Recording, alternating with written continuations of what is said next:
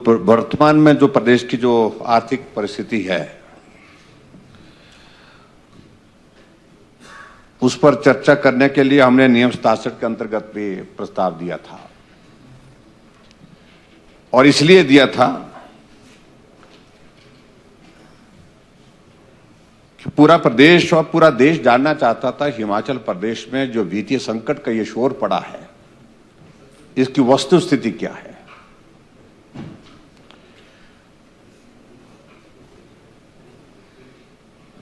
और वस्तुस्थिति मेरा यह मानना है कि जब हाउस इन प्रोग्रेस होता है, सदन जब चला हुआ होता है, तो सबसे पहले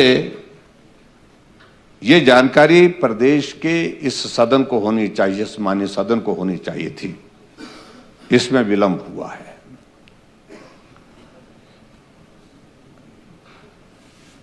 आपने व्यवस्था दी कि 130 के अंतर्गत इस चर्चा को हम ला रहे हैं। आज सदन का अंतिम दिन था, लेकिन एक्सटेंड होने के वजह से आपने एक दिन और बढ़ा दिया और कल तक सदन चलेगा। लेकिन यह हकीकत है, जब हम इस माननीय सदन में इस विषय को लेकर के चर्चा के लिए यहां पर बैठे हैं, जब हम इस पर चर्चा कर रहे हैं, इससे पहले पूरा देश हिमाचल प्रदेश की वित्तीय स्थिति पर चर्चा कर चुका है। जब हमारे कर्मचारियों को 1 तारीख को जो सैलरी मिलती थी, 1 तारीख को सैलरी नहीं मिल पाई। पेंशनर्स को 1 तारीख को पेंशन मिलती थी, वो पेंशन नहीं मिल पाई।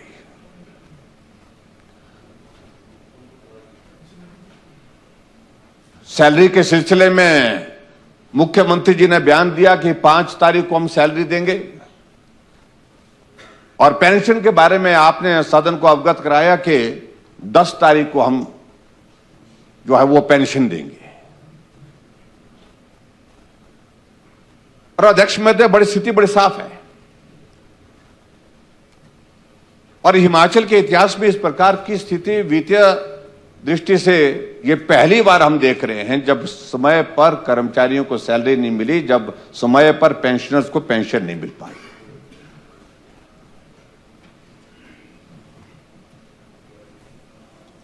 स्वाभाविक रूप से इस विषय को लेकर के पूरे देश भर में चर्चा हुई और आज भी मैं इस बात को कह सकता हूं कि अगर आपने सैलरी 6 तारीख को डाली है तो 6 तारीख को डालने की वजह यह थी क्योंकि रेवेन्यू डेफिसिट ग्रांट की 520 करोड़ रुपए की किस्त जो है वो केंद्र सरकार से आनी थी, उससे आपको सपोर्ट मिला एक। और उसके बाद आपने पेंशनर्स के लिए अगर बात कही है कि पेंशन 10 तारीख को मिलेगी, तो वो इसलिए 10 तारीख को मिलेगी क्योंकि जो हमारा सेंट्रल टैक्सेस का जो शेयर है, स्टेट का शेयर जो है, वो 10 तारीख को मिलेगा और उससे आप फिर पेंशन देने की स्थिति में हो पाएंगे। लगभग वो 750 करोड़ के लगभग जो शेयर बनता है। अगर दूसरे शब्दों में अध्यक्ष महोदय मैं कहूंगी कि प्रदेश की स्थिति यह बन गई कि हम अपने बलबूते आज ऐसे हालात में पहुंच गए हैं कि अपने बलबूते प्रदेश के कर्मचारियों को समय पर सैलरी नहीं दे पाएंगे और अपने बलबूते हम प्रदेश के जो पेंशनर्स हैं उनको पेंशन नहीं दे पाएंगे। ये स्थिति हमारे सामने आज खड़ी है। माननीय मुख्यमंत्री जी इस विषय को लेकर के बार बार हर जगह जहां भी मंच मिला, जहां भी अवसर मिला, एक ही बात कहते हैं कि इसके लिए हम दोषी नहीं है। ये तो जयराम ने लोन ले रखा, बोलता है बहुत ज्यादा लोन ले रखा और इस कारण से ये हालात बने। मेरा मानना है अध्यक्ष महोदय जी, ये स्थिति हमारे सामने स्पष्ट आनी चाहिए। माननीय सदस्य पठानी जी ने बहुत कुछ बातों का चित्रण किया यहां, लेकिन वित्तीय स्थिति के बारे में मुझे लगता है कि इस बात को हमको समझना पड़ेगा। एक बात सत्य है कि हमारे बजट का लगभग 40% शेयर जो है वो कर्मचारियों की सैलरी और पेंशन पर जाता है, क्योंकि हिमाचल पूरे देश भर में ऐसा राज्य है जहां पॉपुलेशन प्रपोर्शन में सबसे ज्यादा संख्या अगर कर्मचारियों की है, पेंशनर्स की है, तो हिमाचल उसमें पहले स्थान पर है। लेकिन उसके बावजूद ये दोष जो बार बार देने की बात पूर्व सरकार जयराम ने किया, और जब जयराम रह जाता है तो उसके बाद फिर मोदी जी ने किया। ये दोष देने का मुझे लगता है कि इससे समाधान नहीं है, समस्या का समाधान नहीं है ऐसे। मैं अध्यक्ष महोदय आपके माध्यम से यह भी मैं कहना चाह रहा हूं, जब हिमाचल प्रदेश में 27 दिसंबर 2017 को भारतीय जनता पार्टी की सरकार बनी तो क्या उस वक्त लोन नहीं था प्रदेश पर? क्या पूर्व की सरकार हमको नो ड्यूज सर्टिफिकेट दे करके गई थी क्या, कि कोई पैसा लेना देना नहीं है? अध्यक्ष महोदय 48,000 करोड़ से ज्यादा का ऋण पूर्व की सरकार हमारे ऊपर छोड़ गई है। इसमें इस बात को भी हमको स्वीकार करना पड़ेगा। और सही मायने में अगर हम इस बात को अगर थोड़ा और पीछे जाकर के देखेंगे, मैंने कोशिश की, मैंने नहीं बोला, मैंने इसको कभी मुद्दा नहीं बनाया, ना सार्वजनिक सभा का ना मीडिया का, कि पिछली सरकार की वजह से अगर सही मायने में हिमाचल प्रदेश आर्थिक रूप से पटरी से उतरा है तो ये 93 to 98 की जो गवर्नमेंट रही है उस वक्त ये हालात बने थे। हालांकि प्रदेश में कोई आर्थिक संकट नहीं था उस वक्त, लेकिन क्या आवश्यकता पड़ी उस वक्त जो है बिजली बोर्ड के अगेंस्ट जो है बिजली बोर्ड के माध्यम से आपने लोन ले लिया, फॉरेस्ट कॉर्पोरेशन के माध्यम से आपने लोन ले लिया, और ये क्रम उसके बाद शुरू हुआ, उसके बाद थमने का नाम नहीं ले पा रहा है।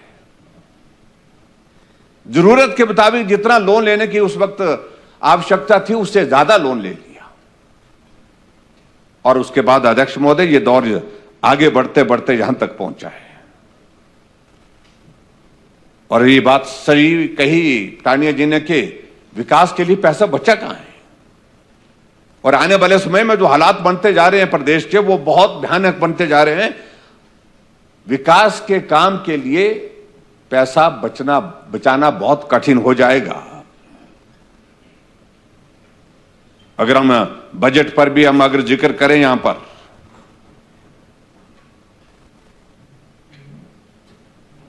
जो मुख्य बजट जो हमारा 2022 का था वो 51,365 था,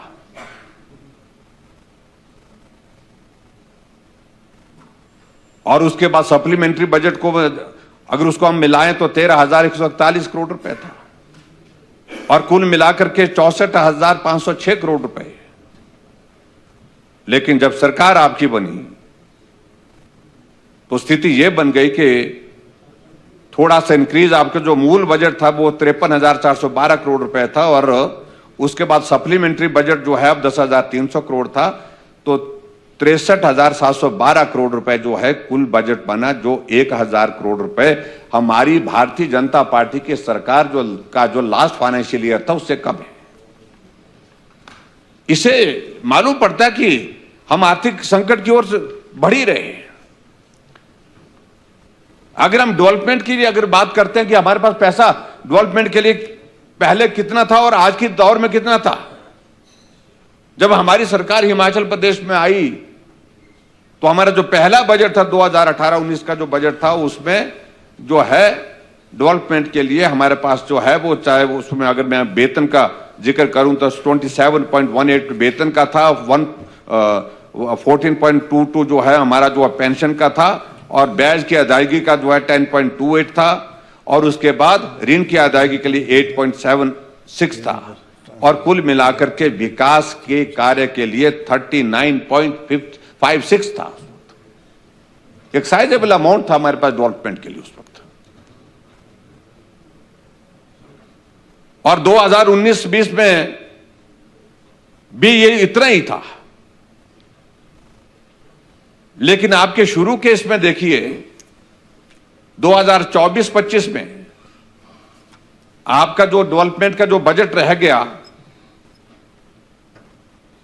वो रह गया सिर्फ 28%। अब तो 28% से भी कम हो गया।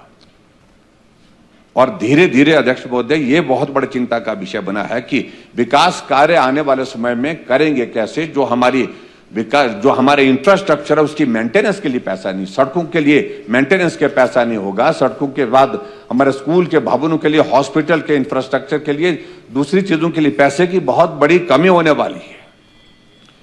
और अध्यक्ष महोदय मैं ये भी कहना चाहता हूं, जो आप कहते हैं ना कि आपने बड़ा भारी लोन लिया, बड़ा भारी लोन लिया, आपकी जानकारी के लिए हम ये भी बताना चाह रहे हैं अध्यक्ष महोदय कि हमने 5 सालों में जो लोन लिया, जो 40,672 करोड़ लिया था, और उसमें से 38,276 करोड़ रुपए हमने वापिस किया, चुकाया, जिसमें जो किस्तें थी वो भी वापिस की और जो ब्याज था उसकी भी जो अदायगी की, और डिफरेंस जो है 2,396 करोड़ का। और जबकि अध्यक्ष महोदय पिछले साल से आपकी सरकार बनी है और सरकार बनने के बाद ये हालात हिमाचल प्रदेश में जो है इस प्रकार के बन गए हैं कि बजट आप जो ऋण आप ले रहे हैं, आप जो है जो किस्तों को जो किस्तें अदा करनी है उन किस्तों को अदा करने की स्थिति में नहीं हो पा रहे। बहुत कम पैसा अभी आपने जो है किस्तों के रूप में जो है वो वापस किया है।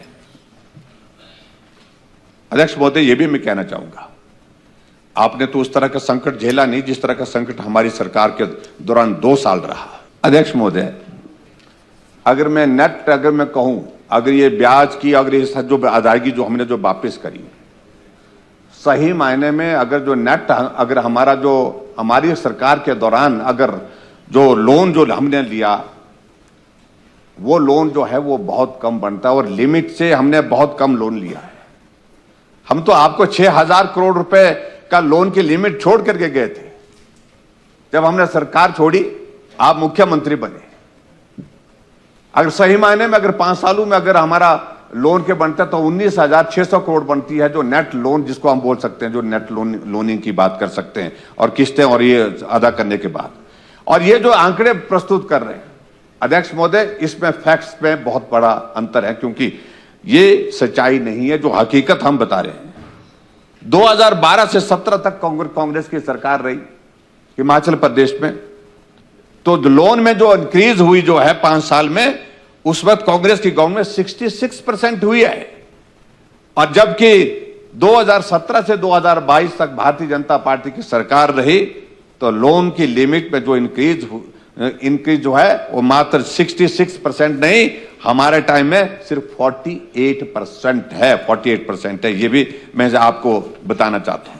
आगे बढ़कर के अध्यक्ष महोदय मैं ये भी कहना चाहता हूं, इसी माननीय सदन में हाल ही में प्रश्न लगा था भी, और वो प्रश्न का उत्तर दिया है, लेकिन प्रश्न का उत्तर जो है अफसर लोग बनाते हैं, वो चालाकी करते हैं, आंकड़ों को घुमाते हैं, छुपाते हैं, और यही सोच करके भी नेताओं को पता नहीं लगता। ये एक सोच है वहां पर जो विद्यमान आज की तारीख में भी है।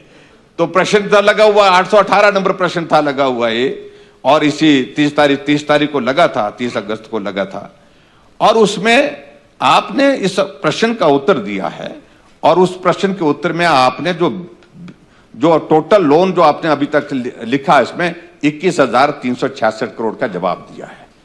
और जबकि अध्यक्ष महोदय हकीकत यह है कि 2810 करोड़ रुपए आपने जो है कर्मचारियों के जो है जो उनका जो इसके अगेंस्ट जो क्या बोलते हैं उसको भविष्य निधि के जो है वो उसके अगेंस्ट भी आपने लोन जो है वो 2810 करोड़ रुपए, उसका आपने जिक्र नहीं किया है, उसका अलग से जिक्र किया हुआ है। और इनको सबको अगर मिलाएं अध्यक्ष महोदय, तो आपने 24,176 करोड़ रुपए ले लिया। और उसके बाद आपने अदायगी कितनी करी अभी तक, ये तो हैरानी की बात है। इससे ज्यादा तो हमने कोविड के दौरान भी इससे बहुत ज्यादा पैसा 5,864 करोड़ रुपए की जो है वो आपने जो लाइबिलिटीज ऋण की थी जो वापस की है आपने, वो 5,864 करोड़ रुपए की है। आंकड़े घुमाए जा रहे हैं और आंकड़े छुपाए जा रहे हैं अध्यक्ष महोदय, ये हकीकत है। और इसलिए मैं इन बातों का मैं जिक्र कर रहा हूं, कुछ बातें बड़ी स्पष्ट होनी चाहिए, वो बातें स्पष्ट नहीं हो पा रही है। अध्यक्ष महोदय, आज की हकीकत यह है कि हिमाचल प्रदेश 90,000 करोड़ रुपए के ऋण के नीचे हैं।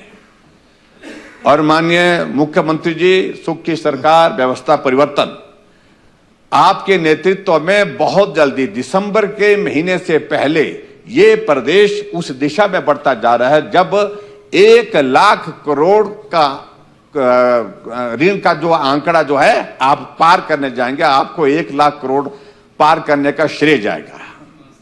ये कीर्तिमान आपके नाम जा रहा है और इसमें आप रोक नहीं पाएंगे। इस हालात के मुताबिक आपको ये करना ही पड़ेगा। और अध्यक्ष महोदय, मैं ये भी कहना चाहता हूं, जब हिमाचल प्रदेश में हमारी सरकार सत्ता से बाहर हो गई, कांग्रेस की सरकार सत्ता में आई, तो हम तो 600 करोड़ रुपए की जो लिमिट छोड़ गए थे, जिसको हम ले सकते थे अपने सरकार के अपने वक्त में ले सकते थे, लेकिन नहीं लिया हमने। और इन्होंने सरकार बनी, ना इधर देखा ना उधर देखा, ना दाएं देखा ना बाएं देखा, तुरंत जो है वो फटाफट वो 600 करोड़ की जो है 3 महीने के अंदर 6,000 करोड़ रुपए की जो है वो तुरंत जो है वो लेकर के जो है उसको भी एग्जॉस्ट कर दिया। और ऐसी परिस्थिति में अध्यक्ष महोदय, प्रदेश जिस दिशा में जाता जा रहा है, हमारे लिए वो चिंता का विषय बना हुआ है। और उस सारी चिंता के बारे में आपने भी जिक्र किया, लेकिन आप हकीकत क्यों नहीं बता रहे? कभी आपका बयान आता है मुख्यमंत्री जी का कि प्रदेश में आर्थिक संकट है, इसलिए हमने हिमाचल प्रदेश में 1,000 संस्थान, चले हुए संस्थान, खुले हुए संस्थान, लोगों के कहने पर दिए हुए संस्थान बंद कर दिए। हमें लगा कि भाई शायद इससे थोड़ी अच्छी स्थिति बन जाएगी, लेकिन स्थिति कहां बनी? विकास रोक करके आप हिमाचल प्रदेश को पटरी पर लाने की कोशिश कर रहे हैं। और उस विकास को आप ये नहीं कह सकता कि ये बेवजह का खर्चा है। लोगों के लिए लोकप्रिय सरकार की हमेशा प्राथमिकता रहती है कि हम विकास के लिए काम करें, हम लोगों के कहने के मुताबिक करें, लोगों के भले के लिए काम करें, और इसलिए उनकी सुविधाओं के लिए जो संस्थान भी खोलने की जरूरत जहां पड़ती है वहां पर उन संस्थानों को भी खोलें। अब उसके बाद दूसरा पार्ट अध्यक्ष महोदय उसमें आता है। वो पार्ट ये है कि हमेशा मुख्यमंत्री जी कहते हैं कि एक तो जयराम दोषी है, दूसरे नरेंद्र मोदी जी दोषी है कि केंद्र हमारा हिमाचल प्रदेश का शेयर नहीं दे रहा है। आपको केंद्र से चाहिए क्या? क्या चाहिए आपको? क्या प्यार आपको बहुत मिल रहा है? अध्यक्ष महोदय, इस बात को समझने की आवश्यकता ये दो, जब खुद व्यक्ति दोषी होता है तो वो ज्यादा जोर से बोलता है कि मैं दोषी नहीं हूं, दोषी वो है। हिम्मत होनी चाहिए, हौसला होना चाहिए कि कमी है, संकट है, और इस संकट का सामना करने के लिए जिम्मेवारी हमने कभी नहीं कहा, हमने कहा इस संकट को क्या समाधान करने की जिम्मेवारी प्रदेश सरकार की है। और प्रदेश सरकार, आप याद करिए जरा, हिमाचल प्रदेश में मुख्यमंत्री बना था और मुख्यमंत्री बनने के 3 महीने बाद जल संकट आ गया हिमाचल प्रदेश में, शिमला शहर में। क्या मैं उसके लिए दोषी था क्या? आप लोग तो बाल्टियां बजा करके और वो कनस्तर लेकर के हाथ में बजाने के लिए माल रोड पर निकल पड़े थे, क्योंकि पानी नहीं आया। पानी का संकट थोड़ा सा आया था और उस संकट की वजह से इस प्रकार के आपने हालात पैदा कर दिए कि जयराम दोषी, जयराम दोषी। लेकिन हमने उसके बावजूद भी आपको दोष नहीं ठहराया। हमने कहा संकट है, इसका समाधान करना पहली आवश्यकता है, और हमने वो संकट का समाधान किया। और हमने एक सीजन में वो पानी का संकट आया, वो हमारी वजह से नहीं था, बिल्कुल भी नहीं था, जिसकी भी वजह रही, लेकिन छोड़िए। लेकिन मैं इतना कहता हूं, उसके बाद हमने तय किया कि 1 साल से पहले पानी की स्कीम 70 करोड़ की स्कीम चाबा की हमने शिमला के लिए शुरू की, और उसके बाद हमेशा के लिए दूसरी जो हमारी जो पानी की जो स्कीम जो लगभग 1800 करोड़ रुपए की है, उससे शिमला के पानी का समस्या का समाधान हमेशा के लिए किया। ये दोष देकर के समाधान नहीं हो सकता है। अब कहते हैं कि आपने revenue deficit grant, Modi ji को कहते हैं कि रेवेन्यू डेफिसिट ग्रांट आपने खत्म कर दी। अध्यक्ष महोदय, जब फाइनेंस कमीशन 15 फाइनेंस कमीशन आया पूरे देश भर में, सभी प्रदेश में गया, सब जगह उनने जाकर के सारी चीजों को लेकर के जब जो रिकमेंडेशंस करनी थी वो की है। वो हिमाचल के संदर्भ में नहीं की है, पूरे देश के लिए की है। और हिमाचल भी पूरे देश का एक राज्य है और उसके मुताबिक हिमाचल के लिए जो हिस्सा मिलना था वो फिर भी बाकी राज्यों की तुलना में सबसे ज्यादा मिला है रेवेन्यू डेफिसिट ग्रांट का। आफ्टर 15 फाइनेंस कमीशन के भी बाकी राज्यों की हालत आप देखेंगे, उनको कम मिला है, हमको हिमाचल को ज्यादा मिला है। और अभी जो मैं देख रहा हूं कि रेवेन्यू डेफिसिट ग्रांट का पैसा जो है हिमाचल प्रदेश के लिए साल का लगभग 6200 करोड़ मिलता है, 6,200 करोड़ के लगभग मिलता हो। और जिसके तहत जो अभी आपको 520 करोड़ रुपए अभी वो मिला है, उसी के तहत वो सारा जो पर मंथ जो आ रहा है उसका आपको हिस्सा मिल रहा है। और अध्यक्ष महोदय, हमारी चिंता का विषय तो यह है कि अगले साल तो रेवेन्यू डेफिसिट ग्रांट का ये पैसा और भी कम हो जाएगा, क्योंकि टेपर डाउन किया है फाइनेंस कमीशन ने इसको, और ये जाकर के उससे भी नीचे जाएगा, ये आगे 3,000 से भी कम आएगा साल का। तो गाड़ी चलेगी कैसे सुखू भाई? बहुत कठिन दौर होगा ये जब रेवेन्यू डेफिसिट ग्रांट का, हाँ इस बात को लेकर के रेवेन्यू डेफिसिट ग्रांट का पैसा कंपैरेटिवली हमको पूरे देश में सभी राज्यों से बेहतर मिला है, लेकिन पूरे देश के लिए जो फैसला हुआ टेपर डाउन करने का, और उसके मुताबिक ये कब होता जाएगा। और उसके बाद दूसरी बात आप कहते हैं ये हिमाचल के साथ अन्याय का विषय नहीं है, ये पूरे देश के लिए एक फॉर्मूला जो तय किया उसके मुताबिक हुआ है। और उसी तरह से दूसरी बात कहते हैं आप कि हमको हिमाचल प्रदेश को जो जीएसटी कंपनसेशन का पैसा बंद कर दिया। थोड़ा अध्ययन करना चाहिए। जीएसटी जब शुरू हुआ था, जीएसटी काउंसिल की बैठक में, जिसमें हिमाचल प्रदेश का भी प्रतिनिधित्व करने के लिए वहां पर प्रतिनिधि थे, तो उसमें फैसला लिया गया कि जीएसटी लागू होने के बाद जीएसटी कंपनसेशन का पैसा जो है सिर्फ 5 साल के लिए दिया जाएगा। और जब 5 साल का दिया जाएगा तो पूरे देश का एक फैसला हुआ उस काउंसिल बैठक में कि जून 2022 को जीएसटी कंपनसेशन का पैसा मिलना बंद हो जाएगा। यह पूरे देश के लिए बंद हुआ। आप कैसे कहते हैं हर बात को लेकर के या तो जयराम दोषी या पर मोदी जी दोषी? ये मुझे लगता है कि यह उचित नहीं है। और इस तरह से ये जो पैसा है, अब आपकी जिम्मेदारी है, ये जो पैसा है ये केंद्र सरकार से जो मिल रहा है, जो शेयर मिल रहा है, उस शेयर के मुताबिक एक पैसा भी अध्यक्ष महोदय कम नहीं किया गया। और अध्यक्ष महोदय, मैं तो समझता हूं कि वर्तमान मुख्यमंत्री जी को धन्यवाद करना चाहिए, जो हिमाचल प्रदेश ने पर्टिकुलरली, जिसका मैं जिक्र करना चाहूंगा, जो हमारी जो 50 साल के लिए बिना ब्याज की जो ग्रांट होती है स्पेशल असिस्टेंस की, आपने तो 1500 करोड़ रुपए लिया। हम तो उसमें शायद 800 करोड़ 700 करोड़ ले पाए थे अपने समय में कुल। आप 1500 करोड़ ले चुके हैं, लेकिन उसके बावजूद आप कभी तक जिक्र नहीं किया कि भी 1500 करोड़ रुपए बिना ब्याज के लिए 50 सालों के लिए नरेंद्र मोदी जी ने हमको हिमाचल प्रदेश के विकास के लिए दिया। इस बात के लिए आपको धन्यवाद करना चाहिए था। लेकिन बहुत दुख होता है इस बात को लेकर के कि वहां से कभी भी इस तरह का विषय कभी आया नहीं कि भी हमको इस बात के लिए। और उसके बाद जो आप जो पिछले 2 सालों से जिक्र कर रहे हैं बार बार, और हमने पे स्केल भी जो है वो लागू किया, और जो पे स्केल जो है वो पंजाब पे स्केल हमारे लिए बहुत बड़ा संकट आ जाता उस वक्त, लेकिन उसके बावजूद भी लागू किया। ठीक है, उसकी लायबिलिटीज जो है वो फेजेस में होंगी, उसमें दो राय नहीं है। उस बात को लेकर के, उस बात को आपको भी स्वीकार करना पड़ेगा। पे स्केल लागू होने का मतलब ये नहीं होता कि एक साथ सारी लायबिलिटीज हम क्लियर कर पाएंगे, वो स्थिति हमारी कभी हो नहीं पाती है। तो मैं बड़ा स्पष्ट कह रहा हूं, केंद्र आपको मदद कर रहा है, उसके बावजूद भी ये कह रहे हैं कि ये सारा संकट हिमाचल प्रदेश का, पेंशनर्स को पेंशन नहीं मिली इसलिए नहीं मिली क्योंकि मोदी जी ने रोक रखी है। जयराम दिल्ली जाता है बोलते वो पैसा रोकता है, और जयराम दिल्ली जाता तो बोलता है उनको मिलकर के आते हैं तो कहते कि हिमाचल की मदद मत करिए।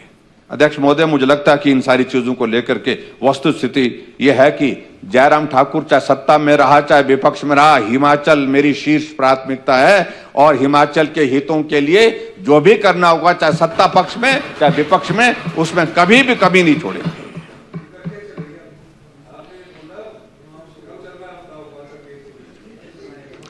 फिर एक और बात इनने, आपने ओपीएस का ऐलान किया। आपकी जानकारी में बहुत सारी चीजें उस वक्त थी कि हालात इस तरह के है या नहीं, शायद मुझे लगता है जानकारी नहीं थी। आपकी सरकार ने आपकी पार्टी ने फैसला किया ओपीएस लागू करने के लिए। मंशा हमारी भी थी, लेकिन हम प्रदेश के अंदर की स्थिति की, आर्थिक स्थिति के बारे में अच्छी तरह से वाकिफ थे और इसलिए हमने कहा था कि रुकिए, हम इसका रास्ता निकालेंगे। लेकिन उससे पहले इन्होंने घोषणा कर दी गारंटी नंबर 1 ओपीएस लागू करेंगे, पहली कैबिनेट की पहली बैठक में लागू करेंगे। हम उसका विरोध थोड़ी कर रहे हैं, ना तब किया विरोध, ना आज कर रहे हैं। और इस बात को लेकर, क्योंकि आपने सत्ता को हासिल करने के लिए सिर्फ वो की थी चीजें। ये 10 गारंटी आपने दी थी, ये पूरा करने के लिए नहीं, ये सिर्फ सत्ता को हासिल करने के लिए दी थी। और जिन बातों की, जिन गारंटियों की वजह से आपको सत्ता हासिल हो रही है, आप एक एक से अब मुकरते जा रहे हैं, एक एक को मुकरते जा रहे हैं अध्यक्ष महोदय। और मुख्यमंत्री जी बार बार कहते हैं कि हमारा 9,000 करोड़ रुपए केंद्र में पड़ा हो, दिल्ली में। कहां से पड़ा हुआ मुझे बताइए। अगर वो दिल्ली ऐसा पड़ा है तो उसको पड़ा हुआ है तो उसको लाने के लिए सब चलते हैं, हम सब ले आएंगे, उसको उठा करके लाएंगे। पड़ा हुआ कहां पड़ा हुआ, किस बात का? और प्रदेश सरकार का अध्यक्ष महोदय कौन सा पैसा? वो सरकार का पैसा नहीं है, वो कर्मचारियों का पैसा है। और जो कर्मचारियों का पैसा है वो आपका पैसा नहीं हो सकता है। वो उनके जो है पीएफआरडीए ने बड़ा स्पष्ट कर दिया इस बात को लेकर के, और स्पष्ट इस बात को किया कि जो पैसा जो हमारे एनपीएस के तहत जो कटा हुआ है वो हमारी कमिटमेंट है। हमने अपनी टर्म्स एंड कंडीशन के साथ उसकी इन्वेस्टमेंट की है। उसको सरकार ना वापस ले सकती है, ना उसमें कोई इस तरह का क्लॉज है, ना कोई प्रावधान है। सरकार को देने का पैसा वो है भी नहीं, लेकिन वो पैसा कर्मचारियों को जिसकी रिटायरमेंट होती रहेगी, जो क्लेम करेंगे उनका हिस्सा जितना बनता है वो पैसा उनको दिया जाएगा। आप कैसे कह सकते हैं कि वो पैसा हमारा है? वो हमारी सरकार का पैसा है। आप कब से मालिक बन गए? कर्मचारियों का पैसा है और कर्मचारियों को मिलेगा। वो मना कौन कर रहा है उस बात के लिए? और इस बात को लेकर के मैं यही कहना चाहूंगा कि जो जिस तरह से एक पिक्चर प्रस्तुत कर रहे हैं कि हम दोषी नहीं, जिम्मेवारी को समझना सीखिए मर्द की तरह। हमने 5 साल तक सत्ता चलाई, हमने कभी नहीं रोना रोया कि ऋण है। हमने कहा है तो है, लेकिन ये प्रदेश हमारी जिम्मेवारी है। प्रदेश के लोगों ने हम पर भरोसा किया है, हमें काम दिया, हमें जिम्मेवारी दी है, हमें मुख्यमंत्री बनाया है, सरकार हमारी बनाई है। इसलिए हम प्रदेश के विकास के रास्ते में कोई भी बाधा आएगी, पैसे की वजह से बाधा नहीं आने देंगे। हमने विकास भी किया और हिमाचल प्रदेश में कर्मचारियों को समय पर सैलरी दी, कर्मचारियों को समय पर पेंशन दी, जो पेंशनर थे उनको पेंशन दी। आप तो डीए की किस्तें देने में भी असमर्थ हो गए, ये स्थिति आपकी बन गई। और डीए की किस्तें आप देने के लिए जो है, फिर भी उसके बावजूद जो भी कर्मचारी मिलते हैं, और कुछ आपके जो कर्मचारी जो आपको नेता टाइप बना रखे हैं नेता, और उनको हकीकत मालूम नहीं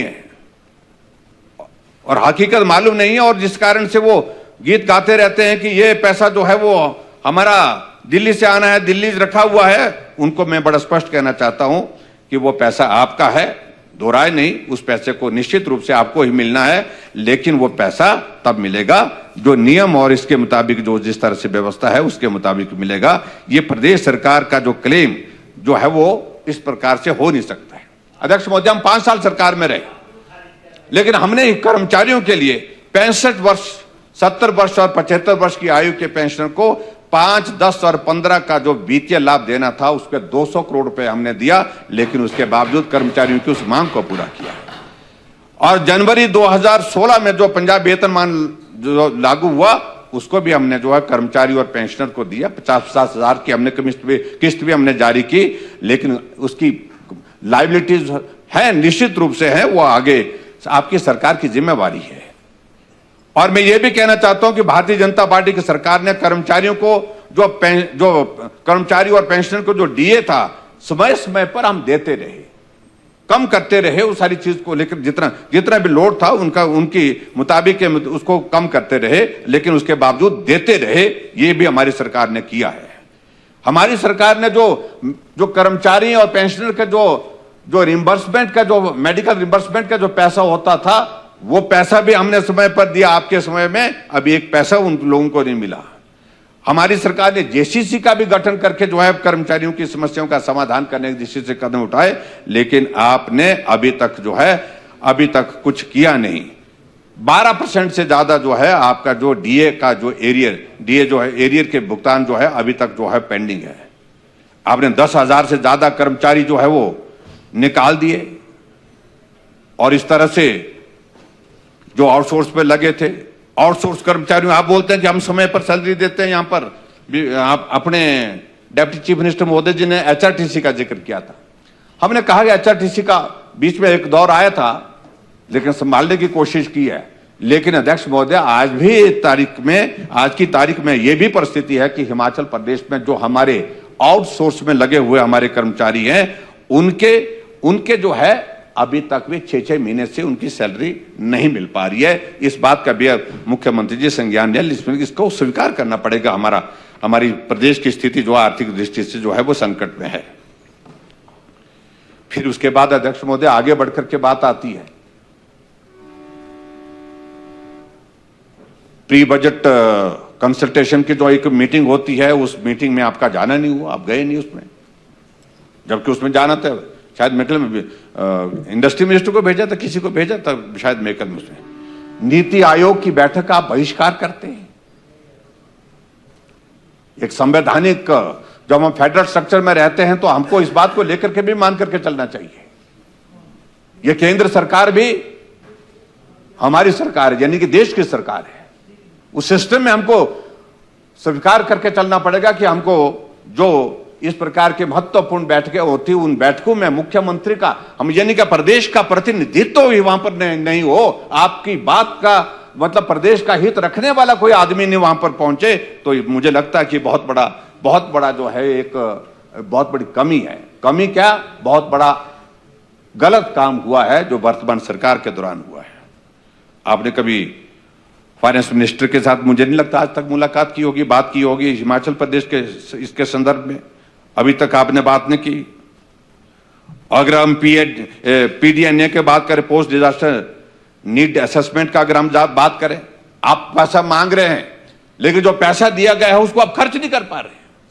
142 करोड़ रुपए आप जो है वो खर्च नहीं कर पाए, और उसका परिणाम क्या होगा, उसका फर्क ये पड़ेगा, उसका असर ये होगा कि अगली बार की जो आपके जो इंस्टॉलमेंट जो इसकी आएगी, उस पे उसका फर्क पड़ता है, उसमें कमी होगी। क्योंकि केंद्र बोलेगा जो पैसा आपको दिया था आपने उसको खर्च नहीं किया, लोगों के घर बह गए, लोगों की जिंदगी चले गए, उसके बावजूद भी जो पैसा उनके लिए आपने केंद्र सरकार से लिया था, यानी कि केंद्र सरकार ने जो पैसा दिया था उनकी मदद करने के लिए, उनका घर बनाने के लिए, उनका बाग बगीचा बह गया उसमें मदद करने के लिए, किसी की जिंदगी चले गई उनके लिए मदद करने के लिए दिया था, उसके बावजूद आपकी सरकार ने वो पैसा ही खर्च नहीं किया। और उसके बाद दोष आप नरेंद्र मोदी जी को दे रहे हैं, दोष आप भारतीय जनता पार्टी की केंद्र की सरकार को दे रहे हैं, दोष आप जयराम ठाकुर को दे रहे हैं। इससे अध्यक्ष महोदय इन सारी चीजों से नुकसान होता है। और आगे मैं ज्यादा सारे विषयों को लेकर के बोलूं, अध्यक्ष महोदय, डिजास्टर में लगभग 1800 करोड़ रुपए पिछले इसके दौरान हिमाचल प्रदेश को मिला है, लेकिन आज भी हिमाचल प्रदेश के जो हजारों लोग जिनके घर चले गए हैं वो इंतजार कर रहे हैं कि जो आपने बात कही है, जो घोषणा की है, वो उस घोषणा के मुताबिक अभी तक वहां पर उनको मदद नहीं मिल पाई है, कोई पैसा नहीं मिल पाया है। 18,000 मकान हिमाचल प्रदेश को मिले, उसके लिए भी आप धन्यवाद नहीं करते हैं। 2700 करोड़ रुपए प्रधानमंत्री ग्राम सड़क योजना के अंतर्गत, हालांकि ये योजना है, स्कीम है, अलग है वो उसका, लेकिन बिना सही हिमाचल पूरे देश का पहला राज्य है जिसको सबसे पहले फेज 3 पीएमजीएसवाई का मिला है, जिसका भूमि पूजन जो है आदरणीय प्रधानमंत्री जी ने चुनाव के पहले, विधानसभा के चुनाव से पहले चंबा के चौगान में किया था। उसके बावजूद भी आप धन्यवाद नहीं करते हैं। हर जगह हिमाचल प्रदेश को मदद हुई है अध्यक्ष महोदय, मैं ये कह सकता हूं, लेकिन यहां भवानी पठानिया जी यहां पर अपने प्रस्ताव रख करके बाहर चले गए, कुछ सुझाव दे रहे थे, और वो सुझाव इस तरह का नहीं दे रहे थे कि जो आप जिस तरह से जो प्रदेश का ये सारा कर रहे हैं, यानी कि संचालन कर रहे हैं, नेतृत्व कर रहे हैं, और सारा पैसा सीपीएस आपने 6 बना दिए। जो हाँ जी, 9,200 और मकान मिल गए हिमाचल प्रदेश के लिए, जिसके लिए आपको धन्यवाद करना चाहिए। और हम इस बात को गांव में जा रहे थे, पंचायत में जाते तो पंचायत में लोग बोल रहे हैं कि 15 मकान आ गए, पंचायत में 20 मकान आ गए। तो इस बात को हमको स्वीकार करना चाहिए अध्यक्ष महोदय। और आगे बढ़कर के अध्यक्ष महोदय मैं ये कहना चाहता हूं, और मैं मुख्यमंत्री जी, चलो आपने सीपीएस बना रखे, 1 नहीं 2 नहीं 6 बना रखे। हम भी 5 साल सरकार में रहे, लेकिन हमने नहीं बनाए। इसलिए नहीं बनाए कि भाई आर्थिक संकट और बढ़ेगा और ज्यादा इसमें जो है वो बहुत ज्यादा इसका फाइनेंशियल इंप्लीकेशंस होंगी। अपने कैबिनेट दर्जे के साथ बना के रखे हैं। हाई कोर्ट में मामला चला है, मामला जो है वो जजमेंट के लिए रिजर्व है, लेकिन 6 करोड़ के लगभग उनके लिए, वकीलों के लिए, जो उनकी कुर्सी बचाने के लिए आपने खर्च कर दिया। और यहां आप घोषणा कर रहे हैं, बड़ा चित्र लगा मुझे उस दिन कि मेरे मंत्री और मेरे सीपीएस जो है वो 2 महीने का सैलरी जो है वो विलंबित, इसके शब्द विलंब करके लेंगे, विलंबित की। पूरे प्रदेश भर में, पूरे देश भर में टेलीविजन में चल पड़ा। सुक्खू भाई जी ने गजब कर दिया कि भाई 2 महीने की सैलरी छोड़ दी। फिर हमने जब बताया कि छोड़ी नहीं है, वो 2 महीने के बाद तीसरे महीने 3 महीने की इकट्ठा लेंगे। ये सारी चीजें नहीं करनी चाहिए आपको ना। कुछ चीजों को लेकर के वो आदत पड़ी, कोई खबर बने, अच्छी खबर बने, बड़ी खबर बने, और ऐसी चीजों को मुझे लगता है कि नहीं करना चाहिए। और अध्यक्ष महोदय, आगे बढ़कर के आपने चेयरमैन बना दिया, सब कैबिनेट रैंक के साथ होता है। यहां पर सब कैबिनेट रैंक, ओएसडी, आपके एडवाइजर्स विद कैबिनेट रैंक, सारे लोग बोल रहे हैं प्रदेश के, अगर शुरुआत करनी है तो अपने से शुरुआत करनी चाहिए। ये सीपीएस जो बनाए हैं, ये चेयरमैन बनाए हैं, इससे थोड़ा खर्चा कम हो जाता है। और अभी आपने चेयरमैनों के लिए, पहले तो हमारे सरकार के समय अध्यक्ष महोदय, चेयरमैन वाइस चेयरमैन को कितना मिलता था? 30,000 मिलता था महीने का। आपने वहां बहुत बड़ी कृपा की है। वहां पर आपने 30,000 जहां मिलता था, वहां 1,30,000 सीधा बढ़ा दिया। इतना बड़ा पैसा आपने बढ़ा दिया, तो कहां से ये आर्थिक संकट से आप बाहर आ पाएंगे?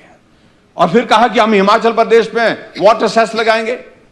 हमें भी लगा कि यार बहुत अच्छा सोच रहे होंगे, क्यों अच्छा सोच रहे हैं, बुरा नहीं बोलना चाहिए। हमने कहा आप लगाइए, हम इसका विरोध नहीं कर रहे। हमें लगा कि ये जो ख्याली पुलाव है, ये जमीनी हकीकत नहीं है, ये हो नहीं पाएगा। और चले गए घोषणा करके, लेकिन अब कोर्ट में वो मामला अटका पड़ा हुआ है, फैसला उसमें आपके अगेंस्ट आ गया। अब उसके लिए भी हमको दोषी ठहराएं। आप अब भांग की खेती का जिक्र कर रहे हैं। हमने कहा हम इसका विरोध नहीं करेंगे, क्योंकि हमारे समय में भी इस तरह का प्रस्ताव इस माननीय सदन में आता रहा है, और प्रदेश की आर्थिकी इससे सुधर जाएगी। लेकिन दूसरी तरफ लोग बोल रहे हैं कि आप हिमाचल प्रदेश को सबको भांग पिलाना चाह रहे हैं क्या? आपने कहा कि कंट्रोल्ड एटमॉस्फेयर में हम भांग की खेती से प्रदेश की आर्थिकी को मजबूत करना चाह रहे हैं। हमने कहा इससे भी होता तो वो भी कर लीजिए भाई। लेकिन चिंता का विषय बना अध्यक्ष महोदय हमारे लिए कि आखिरकार इस सारी चीज से जो ड्रग्स का प्रचलन पूरे प्रदेश भर में, पूरे देश दुनिया में चला है, हिमाचल भी अछूता नहीं है, उसमें क्या हम इस सारी चीज को रोक पाएंगे? ये भी एक चिंता का विषय बना हुआ है। इसलिए इन बातों पर भी विचार करने की आवश्यकता है। सीमेंट के रेट आपके जो है, हमारे विपक्ष के नेता यहीं से बोलते थे जहां मैं आज हूं खड़ा, और कहा कि पीली वक्त है, हिमाचल में सीमेंट की फैक्ट्री लगी है, इंडस्ट्री हिमाचल में लगी है, हिमाचल में सीमेंट जो है वो महंगा, पंजाब में सस्ता, हरियाणा में सस्ता। आज तो आपकी सरकार है भाईजान, ये सरकार क्या कर रही है? जितना हमारा 5 साल में सीमेंट की कीमत नहीं बढ़ी, उतनी 1 साल में बढ़ गई। 100 रुपए प्रति बैग से ज्यादा सीमेंट की कीमत बढ़ गई। 40 रुपए की इंक्रीज 1 महीने के अंदर हो गई। और इस सारी चीज का इससे क्या हो रहा है, इसमें किसको दोषी? देखिए अब ये देखिए, आप जब सरकार में नहीं थे तब बोलते थे कि जयराम दोषी है, और अब जो है वो जो इंडस्ट्री जिनके नाम है उनको दोषी ठहरा रहे हैं। आप बोलते थे कि सरकार कंट्रोल नहीं करना चाहती है, गरीब आदमी का घर बनना मुश्किल हो गया, तो आज क्या बोल रहे हैं आप? आज आप किस प्रकार से इस दौर से सारी चीजों को निकलेंगे? अध्यक्ष महोदय, पूरे प्रदेश में हमारी चिंता यह है, विकास कार्य पूरी तरह से ठप पड़े हुए हैं। बेरोजगारों को जो वादा आपने करके रखा है कि 5 लाख नौकरियां 5 साल में देंगे और 1 लाख नौकरियां 1 साल में देंगे, साल 2 बीतने जा रहे हैं और उसके बावजूद भी आपका सबऑर्डिनेट सिलेक्शन कमीशन हमीरपुर जो है अभी तक अपनी पांव पर खड़ा नहीं हो पाया है। उसको आपने बंद कर दिया था, उसके बाद दोबारा से आपने शुरू करने की बात तो कही है, लेकिन काम नहीं हो पाया है। लाखों बेरोजगार हिमाचल प्रदेश के नौकरी से महरूम हो गया कि उनकी नौकरी पाने की उम्र ही पार कर गई। ये सारी चीजों को लेकर के आपको जवाब देना होगा। इसलिए मैं अध्यक्ष महोदय माननीय मुख्यमंत्री जी से इस बात के लिए जरूर कहना चाहूंगा कि एक बात को लेकर के आप स्पष्ट करिए कि संकट है, आओ संकट का समाधान करने के लिए कुछ बातें करते हैं, समझ में आती है। लेकिन ये बार बार इस बात के लिए कि इसके लिए दोषी जयराम, इसके लिए दोषी नरेंद्र मोदी, इस संकट के लिए दोषी भारतीय जनता पार्टी, ये कहना बंद कर दें। और उसके बाद दूसरे आने वाले समय में जो संकट ये बढ़ता जा रहा है, मुझे लगता है कि जो दिक्कत आएगी, अभी तो आप थोड़ा दौर निकालेंगे, नया फाइनेंशियली आपका ये आपका शुरू होगा तो 6-6.5 हजार करोड़ रुपए की लोन की लिमिट आपकी फिर से होगी, उसमें थोड़ा सा और निकालेंगे, लेकिन बहुत ज्यादा वक्त जो है वो निकालने की स्थिति में नहीं हो पाएंगे। ये सैलरी का संकट बना रहेगा और ये पेंशन का संकट बना रहेगा। प्रदेश में विकास कार्य को ठप होने का संकट जो है लगातार बना रहेगा। आने वाले समय में हिमाचल प्रदेश जिस दौर में से गुजर रहा है वो हम सब के लिए चिंता का विषय है। मुख्यमंत्री जो कहते हैं कि हम 2027 तक हिमाचल प्रदेश जो है देश का सबसे समृद्ध राज्य बनेगा, ये कल्पना हम जब करते हैं तो हमें तो उस बात को समझ आज तक नहीं आया, ना मुख्यमंत्री जी स्पष्ट कर पाए हैं। तो इसलिए मैं यही कहना चाहूंगा अध्यक्ष महोदय कि प्रदेश की वित्तीय स्थिति को लेकर के मुख्यमंत्री जी को स्पष्ट करना चाहिए। नियम 130 के अंतर्गत जो चर्चा यहां पर इस माननीय सदन में करने का आज जो हमको मौका मिला है, इसमें मुझे बोलने का अवसर दिया, उसके लिए आपका धन्यवाद। लेकिन ये विषय सही मायने में प्रदेश के लिए चिंता का विषय बना हुआ है और इस विषय पर तुरंत चर्चा होनी चाहिए थी। जहां हम सदन के इस सत्र के समापन के अवसर पर इस पर चर्चा कर रहे हैं, मुझे लगता है कि ये कमी छूटी है। अध्यक्ष महोदय, आपने समय दिया, आपका बहुत बहुत धन्यवाद। माननीय नेता प्रतिपक्ष। माननीय अध्यक्ष महोदय, एक तो मैं चाहूंगा कि माननीय मुख्यमंत्री जी जिस तरह से व्यक्तिगत टिप्पणी करते हैं, पढ़ करके आया करो। Is post graduate, is law graduate, और उसके बावजूद ऐसी टिप्पणी करना किसी सदस्य के प्रति ये उचित नहीं है। और ये टिप्पणी करने का क्रम यहां नहीं होता, हम भी उठते, हमको भी यही बोलते हैं। और ये आप मीडिया को एड्रेस करते तब भी आप ये बोलते हैं। इस विधानसभा में जो भी जनप्रतिनिधि होने के नाते चुन करके आता है वो जनप्रतिनिधि है, चाहे वो पढ़ा लिखा नहीं है तो भी वो जनप्रतिनिधि है। मुझे लगता है कि ऐसी टिप्पणी को या तो कार्रवाई से निकालना चाहिए और आने वाले समय में ऐसी टिप्पणी को नहीं करना चाहिए। छोटे मोटे होता है, लेकिन आप बार बार बोलते हैं इस बात को, इसलिए मैं आपको उतारू में आपने हमको भी बोला है, कई सदस्यों को बोल दिया आपने। ऐसा नहीं है कि कोई व्यक्ति यहां पर ऐसा हो गया कि उनको ही सारी जानकारी है। जहां तक प्रश्न के संदर्भ में अध्यक्ष महोदय, मैं ये पूछना चाहता हूं आपके माध्यम से माननीय मुख्यमंत्री जी से, सदस्यों के प्रति सम्मान का भाव रहना चाहिए। मेरा कहने का मतलब ये है, नहीं निकाले जनाब। आप जाने के इच्छुक होते थे, बहुत इच्छा होती थी जाने की। हम रोकते थे तो आप रुकते नहीं थे। लेकिन अध्यक्ष महोदय, में जो प्रश्न है ना जी, इसका तो घोल घोल करके वो बना दिया, क्या बोलते हैं उसको, जलेबी बना दी। जलेबी तो गोल गोल करके होती है। मैं देखो, बड़ा स्पेसिफिक प्रश्न है कि क्या आपकी ओर से कोई ऐसी रिकमेंडेशन गई है गवर्नमेंट की जिसमें इन योजनाओं को प्राथमिकता दी जाए, इनको स्वीकृत किया जाए? जबकि नाबार्ड का बड़ा एक प्रोसीजर है कि जो भी प्राथमिकताएं आती हैं, प्राथमिकताओं का क्रम आता है, उसी में से वो पिकअप करते हैं, और जो डीपीआर बन करके होती है, पहुंची होती है, उन्हीं में से होना है। और जो लिमिट का आपने कहा कि 175 करोड़ है, 180 अच्छा 20 करोड़ 195 हुआ, फिर 195 करोड़ की लिमिट। और मुझे लगता है अधिकांश कॉन्स्टिट्यूंसी में है ये लिमिट, अभी तक थोड़ी बची है।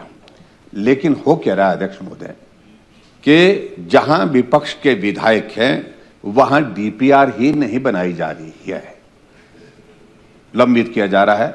हम पूछते हैं अधिकारियों को, इस हमारी ये एमएलए प्रायोरिटी की विधायक प्राथमिकता की बैठक होती है, उस बैठक में हम अपनी प्राथमिकता देते हैं और उन प्राथमिकताओं पर अधिकारी काम ही नहीं करते। इसलिए नहीं करते कि उनको मालूम है कि हम विपक्ष में हैं। अधिकारियों का भी ये एटीट्यूड ठीक नहीं है। चलिए पहले प्लीज, ईमानदारी से मैं कह रहा हूं। और इसलिए मैं एक तो यही पूछना चाह रहा हूं कि क्या आपने जो रिकमेंडेशन भेजी थी, अपराध किया था, ये पाप है, ये अपराध है, ये शब्द मतलब पाप शब्द नहीं हो तो अपराध तो है ही है, कि किसी विधानसभा क्षेत्र में जहां जरूरत है उसको आपने रोका है। और इसलिए रोका है क्योंकि सरकार आपकी है, आपके विधायकों ने कहा कि इसको डालिए, तो इसलिए आपने उसको डाल दिया। विपक्ष के विधायक की विधानसभा क्षेत्र से डीपीआर बन करके तैयार है, लेकिन उसके बावजूद आपकी प्राथमिकता में शामिल नहीं हुई, इसलिए उसकी स्वीकृति नहीं आ पा रही है। तो क्या आपने पत्र डाला है? चलिए, थैंक यू। और अध्यक्ष महोदय, ये भी मैं आपको बता रहा हूं, ये हकीकत है। 2 साल होने जा रहे हैं आपकी सरकार को। आपके यहां तो स्थिति आदेश अधिकारियों को ये दे रखे हैं, जो टेंडर बीजेपी गवर्नमेंट में हो करके जिसमें काम भी, अवार्ड होने के बाद काम भी हो गया, उनकी पेमेंट नहीं हो पा रही है। पेमेंट किसकी हो रही है? जिसके लिए फोन जाते हैं। कहां से जाते हैं फोन में, ये सारी चीजों का जिक्र नहीं करना चाहता हूं। ये सारी चीजें ठीक नहीं है, मेरे कहने का मतलब। इसलिए मैं पूछना चाह रहा हूं कि जो डीपीआर बढ़ाने का क्रम, उसके लिए भी क्या अधिकारियों को आप आदेश देंगे कि सभी विधानसभा क्षेत्र में जो विधायक प्राथमिकता की स्कीमें हैं उनको प्राथमिकता दें, डीपीआर बनाने के लिए भी। और उसके बाद आपसे हम यही पूछ रहे हैं कि जो प्रायोरिटी लिस्ट आपने भेजी है उसमें क्या विपक्ष के विधायकों का भी कहीं जिक्र है? धन्यवाद अध्यक्ष महोदय। मैं मुख्यमंत्री जी का भी धन्यवाद करता हूं, नजर उनकी हमारी ओर पड़ी। आप प्रधान की नजर पूरी है। पूरी है अध्यक्ष महोदय। पूरे प्रदेश भर में स्वास्थ्य की सुविधाएं जो गरीब लोगों को हमने दी थी, उन सुविधाओं को एक तरह से वर्तमान सरकार ने रोक ही दिया है। जो प्रश्न का उत्तर दिया गया है, और मुझे यह समझ में नहीं आ रहा है कि ये सरकार हकीकत को छुपा करके कहां जाना चाहती है। जो हकीकत है उसको स्वीकार करना चाहिए। आपकी सहारा योजना जो ऐसे लोगों के लिए हमने शुरू की थी हमारी सरकार ने, जो बेबस हैं, लाचार हैं, बिस्तर पर पड़े हैं, जिंदा हैं, लेकिन अपना काम भी खुद नहीं कर सकते हैं, ऐसी बीमारी उनको लग गई क्रॉनिक। और उसके अंतर्गत हम 3,000 रुपए उनके खाते में डालते थे। ऐसे एक नहीं, दर्जनों लोगों के संदेश, दर्जनों लोगों की एप्लीकेशन, दर्जनों लोगों के फोन हमको आ रहे हैं, जिसमें जो पैसा उनको जाता तो वो पैसा जाना बंद हुआ पड़ा है। और इसलिए मैंने अधिकारियों से भी इस बारे में पूछा, तो उस वक्त ये जानकारी दी गई कि वो ट्रेजरी में कोई इश्यू आ गया था, इस कारण से वो जा नहीं पाया। आपके माध्यम से माननीय मुख्यमंत्री जी को मैं जानना चाहता हूं, माननीय मुख्यमंत्री जी से, आपकी बहुत संवेदना है, आपने बहुत अच्छी योजना जो ऐसे बच्चों के लिए भी चलाई है, सुखाश्रय के नाम से। उसकी भावना अच्छी है, चाहे नाम आपने इस तरह का रखा है जिस पर कई तरह की बातें करते हैं लोग, लेकिन छोड़िए, लेकिन आपकी भावना अच्छी है। उसी तरह से ये योजना जो सहारा योजना है, उसी तरह की योजना है, और इसमें आप इस बात को सुनिश्चित करेंगे कि जो लंबित पैसा, अभी तो एक तो यह है कि आपके जो लंबित मामले हैं वो वही बहुत बड़ी संख्या है, 5379 जो है वो लंबित उसमें है सारा योजना में। और मैं ये चाहूंगा कि एक तो जिन लोगों को मिलती थी ये, क्या आप सुनिश्चित करेंगे कि हर महीने इन गरीब लोगों के इलाज के लिए, इलाज के साथ साथ में परिवार की छोटी मोटी जो जरूरतें होती है उसको पूरा करने के लिए ये इस बात को सुनिश्चित करके कि इनको पैसा जो है हर महीने डाला जाएगा। और दूसरी बात अध्यक्ष महोदय, जो दूसरा पार्ट है इसमें, जो हमारी हिमकेयर योजना है, जिसमें आपने ख भाग में उत्तर दिया है कि 355 करोड़ रुपए का भुगतान लंबित है अभी तक, और उसके बाद 127 करोड़ 93 लाख रुपए जो है वो प्राइवेट हॉस्पिटल का बताया। ये दोनों मिलाकर के है, इसको भी स्पष्ट करें। ये 355 करोड़ रुपए और 127 करोड़ रुपए, ये जो 127 करोड़ रुपए ये 355 करोड़ रुपए में शामिल है या ये अतिरिक्त है, इसको भी स्पष्ट करें। तीसरा अध्यक्ष महोदय, मैं ये माननीय मुख्यमंत्री से जानना चाहता हूं, आपने एक फरमान किया, आदेश किया कि प्राइवेट सेक्टर में जो है वो प्राइवेट हॉस्पिटल्स में हिमकेयर अब नहीं चलाई जाएगी, उसका पैसा नहीं दिया जाएगा। हमने इस बात की जानकारी लेने की कोशिश की, कोई अनियमितता पाई गई क्या? लेकिन अनियमितता भी कोई पाई नहीं गई है अभी तक, उसकी कोई जांच नहीं है, उसकी कोई रिपोर्ट नहीं है, लेकिन फिर भी उसके बावजूद बंद कर दी गई। तो क्या आप इस बात को सुनिश्चित करेंगे कि जो प्राइवेट हॉस्पिटल में, जब हॉस्पिटल में मरीज जाता है, गरीब आदमी जाता है, उसको अल्ट्रासाउंड की डेट एक महीने के बाद मिलती है, वर्कलोड है वहां पर, डॉक्टर का कसूर नहीं उसमें। एमआरआई की डेट जो है वो 3-3 महीने की मिलती है, सीटी स्कैन की डेट 2-2, 3-3 महीने की मिलती है। तब तक तो आदमी जिंदा ही रहना उसके लिए असंभव नहीं है। अगर बीमारी किसी आदमी को लगी है तो स्वाभाविक रूप से बीमारी लगातार आगे कहां तक पहुंच जाएगी, तब तक जब उसका इलाज ही नहीं हो पाएगा, क्योंकि 3 महीने के बाद एमआरआई होगी, 3 महीने के बाद सीटी स्कैन होगा। हमने इसी भाव के साथ इसको प्राइवेट सेक्टर के कुछ हॉस्पिटल को एम्पैनल किया था।